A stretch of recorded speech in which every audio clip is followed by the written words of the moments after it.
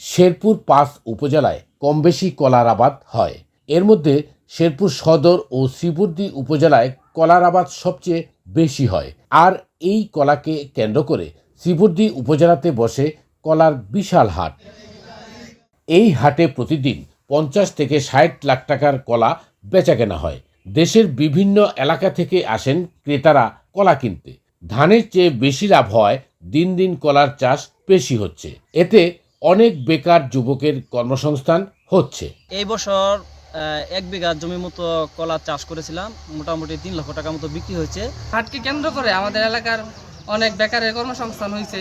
অল্প খরচে বেশি লাভজনক হওয়ায় অনেকেই কলা চাষে আগ্রহী হচ্ছে বলে জানালেন কৃষি সম্প্রসারণ অধিদপ্তরের এই কর্মকর্তা। আমাদের এই শেরপুর জেলার কলা চাষের আবাদ দেখে আমাদের পার্শ্ববর্তী জেলার চাষিরা উৎসাহিত হয়ে তারা কলা চাষে উৎসাহী হচ্ছে। আমরা কৃষি সম্প্রসারণ অধিদপ্তর তাদেরকে কলা চাষে টেকনিক্যাল যে বিষয়গুলো সেইগুলোকে আমরা তাদেরকে পরামর্শ দিচ্ছি। কৃষি বিভাগের তথ্য অনুযায়ী এবছর জেলায় ৭২০ হেক্টর জমিতে কলার চাষ হয়েছে।